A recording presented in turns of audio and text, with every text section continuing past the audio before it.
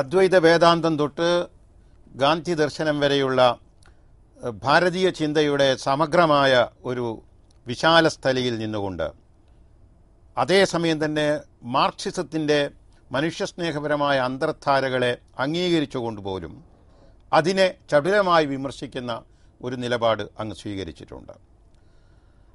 അങ്ങ് ഒരുപക്ഷെ മാർക്സിസവും അദ്വൈതവും എന്ന ഗ്രന്ഥം എഴുതിയതിന് ശേഷമായിരിക്കാം അങ്ങയെ നമ്മുടെ നാട്ടിലെ കമ്മ്യൂണിസ്റ്റ് നേതാക്കൾ ഉൾപ്പെടെയുള്ള ഇടതുപക്ഷത്തെ കമ്മ്യൂണിസ്റ്റുകാർ ഒരുപക്ഷെ പതുക്കെ ഇഷ്ടപ്പെടാതിരിക്കാനെങ്കിലും ആരംഭിച്ചത്.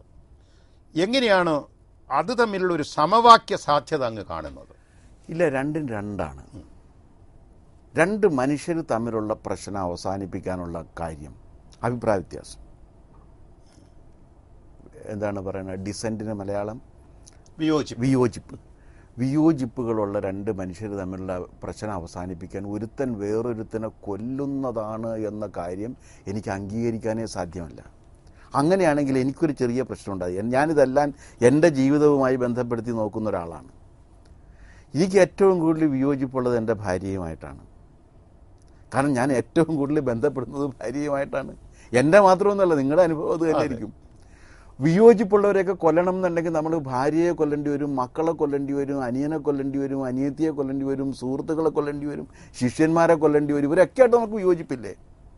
അപ്പോൾ വിയോജിപ്പുകളോട് സംവദിക്കുന്ന ഒരു ലോജിക്ക്, യുക്തിഘടന മാർക്സിസത്തിനില്ല. മാർക്സിസത്തിൻ്റെ ഏറ്റവും വലിയ പോരായിക അതിൻ്റെ യുക്തിഘടന തന്നെയാണ്. ആ യുക്തിഘടനയിൽ ഒരു ഫാസിസ്റ്റ് ഒളിഞ്ഞിരിക്കുന്നുണ്ട്.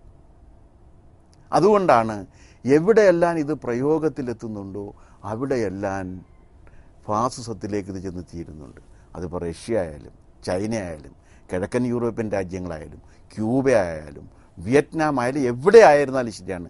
ഇതിൻ്റെ പ്രയോഗത്തിൽ ഇത് വരുമ്പോൾ അവിടെയെല്ലാം ഫാസിസത്തിൻ്റെ ഒരംശം കടന്നു വരുന്നതിൻ്റെ കാരണം ഈ യുക്തിഘടനയിൽ ഫാസിസം അന്തർലീനമാണ് എന്നുള്ളതാണ്. ഈ യുക്തിഘടന ഇദ്ദേഹം സ്വീകരിക്കുന്നത് ഹെഗലിൽ നിന്നാണ്. ഹെഗേലിയൻ ഡയലക്റ്റിക്സിൽ അന്തർലീനമായിരിക്കുന്ന ഈ ഫാസിസത്തെ നീക്കം ചെയ്യാൻ മാർക്സിന് കഴിഞ്ഞിട്ടില്ല. മാർക്സ് തന്നെ പറഞ്ഞിട്ടുണ്ടല്ലോ, ഹെഗേലിൻ്റെ ഡയലക്റ്റിക്സ് ഞാൻ എടുത്ത് തലകുത്തി നിർത്തിയാലും മറ്റത് നിർത്തിയാലും ഇതിനകത്തുള്ളത് പോകുന്നില്ലല്ലോ. ഹെഗേലിൻ്റെ ഡയലക്റ്റിക്സിനെ എടുത്തിട്ട് അതിൽ നിന്നുള്ള ഈ ആശയവാദം എന്നുള്ള മാർക്സിയൻ ടെർമിനോളജി, ആ ആശയവാദത്തെ മാറ്റിയിട്ട് ഭൗതികവാദത്തെ നിറച്ചു വെക്കുകയാണ്. അപ്പോഴും യുക്തിഘടന മാറുന്നില്ല. ഈ യുക്തിഘടനയോടാണ് എനിക്ക് വിയോജിപ്പ്. അതുകൊണ്ടാണ് വർഗ സമരം വരുന്നത്, വർഗവൈരം വരുന്നു. ഒരു വർഗം മറ്റൊരു വർഗത്തെ ഭൗതികമായി ഉന്മൂലനാശം ചെയ്യണം എന്ന് പറയുന്നു. അതിനോട് എനിക്ക് വിയോജിപ്പുണ്ട്. ഈ പശ്ചാത്തലത്തിൽ ഒരുപക്ഷെ മാർക്സിസത്തിൻ്റെ അന്തർലീനമായ ഈ ഫാസിസം, അതിൻ്റെ മനുഷ്യ സമവാക്യങ്ങൾ കണ്ടെത്താനുള്ള ജാഗ്രതയില്ലായ്മ, അല്ലെങ്കിൽ അങ്ങനെ സാധിക്കും എന്നുള്ള ചിന്ത പോലുമില്ലായ്മ, ഇങ്ങനെ തീർത്തും വിശാലമായ അടിസ്ഥാനത്തിൽ മാനവികതയുടെ എല്ലാ മൃദുലഭാവങ്ങളെയും നിഷേധിക്കുന്ന മാർക്സിസത്തെ ഒരു രാഷ്ട്രീയ പ്രത്യയശാസ്ത്രം എന്ന നിലയിൽ നേരിടുന്ന കാര്യത്തിൽ മാർക്സിസത്തിനെതിരായി നിൽക്കുന്ന, പൊതുവെ അവർ സ്വയം വിശേഷിപ്പിക്കുന്ന ജനാധിപത്യ ചേരികൾ ഒരുപക്ഷെ അത്രമേൽ വിജയിക്കാതെ പോയത് ചിന്തയുടെ, ദർശനത്തിൻ്റെ ശക്തിയും യുക്തിയും പ്രയോഗിക്കാത്തത് കൊണ്ടാണോ? അല്ല, എന്ന് മാത്രമല്ല, അറിഞ്ഞോ അറിയാതെയോ ഈ ജനാധിപത്യ കക്ഷികളിൽ പലതിനെയും ഇത്തരം യുക്തിഘടന തന്നെ സ്വാധീനിക്കുന്നുണ്ട് എന്നുള്ളതാണ്. ഇപ്പോൾ നമ്മുടെ സമരങ്ങളെന്ന് എടുത്തു നോക്ക്. മോഹൻദാസ് എല്ലാ ദിവസവും കാണുന്ന ഒരാളാണ്. എല്ലാ സമരവും 10 മിനിറ്റ് കൊണ്ട് അവസാനിക്കും. ദൃശ്യ മാധ്യമങ്ങളുടെ ക്യാമറ തുറക്കുകയും ആ ക്യാമറ തുറന്നു കഴിഞ്ഞാൽ നേരെ പോയിട്ട് പോലീസിൻ്റെ ബാരിക്കേഡിനെ പിടിച്ച് ഇളക്കുകയും ആ പോലീസിൻ്റെ ബാരിക്കേഡിനെ പിടിച്ചിളക്കുക, പോലീസിനെ കുത്തുക, ചില കാര്യങ്ങൾ ചെയ്ത് പോലീസ് ജലപീരങ്കി ഉപയോഗിക്കുകയോ ലാത്തി വീശുകയോ ചെയ്തു കഴിഞ്ഞാൽ 15 മിനിറ്റ് കൊണ്ട് ഈ സമരം അവസാനിപ്പിച്ച് ഇവർ പോകുന്നു. ഈ സമരമുറ ഹിംസാത്മകമായ സമരമുറയാണ്. അത് ജനാധിപത്യവുമായിട്ട് യോജിക്കില്ല. ജനാധിപത്യത്തിന് യോജിച്ചതല്ല ഈ സമരമുറ. പക്ഷെ അത് മാർക്സിസ്റ്റ് പാർട്ടി മാത്രമല്ല സ്വീകരിക്കുന്നത്.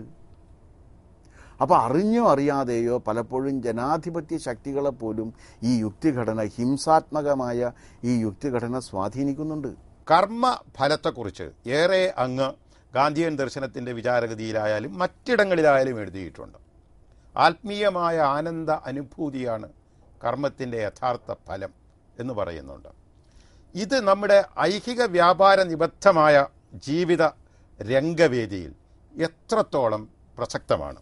ആത്മീയമായ ആനന്ദാനുഭൂതി എന്ന കർമ്മഫല സിദ്ധാന്തം ഭൗതിക സൗകര്യ സമത്വം എന്ന സമപ്രയോജന ആശയത്തെ നിരാകരിക്കാൻ മാത്രം ദർശനക്ഷമതയുള്ളതാണ്. ഈ ആത്മീയതയ്ക്കൊരു നിർവചനം അത്യാവശ്യമാണ്. ആത്മീയത എന്ന് പറഞ്ഞാൽ ഒരു മരണാനന്തര ബഹുമതിയായി ലഭിക്കേണ്ട കീർത്തിചക്രമായിട്ട് ഞാൻ കാണുന്ന ഒരാളല്ല. ആത്മീയതയെക്കുറിച്ചുള്ള ഏറ്റവും നല്ല ഒരു ഉൾക്കാഴ്ച നൽകിയിരിക്കുന്നത് ഭഗവത്ഗീത തന്നെയാണ്.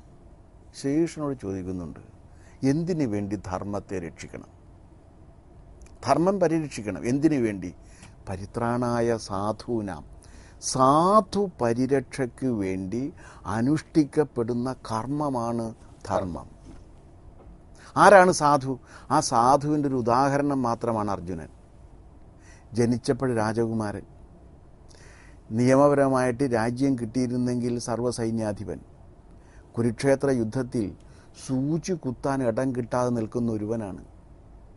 ജനിച്ച രാജ്യത്ത് സൂചി കുത്താൻ ഇടം കിട്ടാതെ അലയുന്നവനേക്കാൾ സാധുവായി, നിരാലംബനായി, നിസ്സഹായനായി ആരുണ്ട്?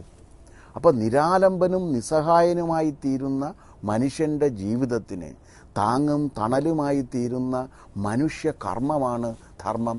അതാണ് ആത്മീയത. ഇതെല്ലാ മതങ്ങളിലുമുണ്ട്. നിങ്ങളിൽ ഏറ്റവും എളിയവന് വേണ്ടി നിങ്ങൾ ചെയ്യുന്നതെന്തും എനിക്ക് വേണ്ടി ചെയ്തു യേശുദേവൻ. അതെ. ദരിദ്രന്, വിധവയ്ക്ക്, അനാഥയ്ക്ക്, പരദേശിക്ക്, അപരിചിതന് അവന് വേണ്ടി ചെയ്യുന്നതാണ് ഈശ്വരകർമ്മം. പരിശുദ്ധ ഖുർആൻ. മതങ്ങൾ പറയുന്ന ആത്മീയത ഈ കർമ്മമാണ്. ഈ ആത്മീയതയിൽ അങ്ങ് നേരത്തെ നിർദ്ദേശിച്ച ഈ ഭൗതിക അംശം വരുന്നുണ്ട്. അപ്പോൾ ഭൗതികത്തിന് അതീതമല്ല ആത്മീയത. ഭൗതികത്തിൽ ഊന്നി നിന്നുകൊണ്ട് അതിൽ ഏറ്റവും നിരാലംബനും നിസ്സഹായനുമായി തീരുന്ന മനുഷ്യൻ്റെ താങ്ങും തണലുമായി തീരുന്നതിനെയാണ് ആത്മീയത എന്ന് പറയുന്നത്. ഞങ്ങളുടെ ലക്ഷ്യം 1 വർഷത്തിനുള്ളിൽ റാങ്ക് ലിസ്റ്റ് പ്രസിദ്ധീകരിക്കുക എന്നാണ്. അത് കഴിയും എന്നാണ് ആ ജീവനക്കാരെ എനിക്ക് നൽകുന്ന ആത്മവിശ്വാസം.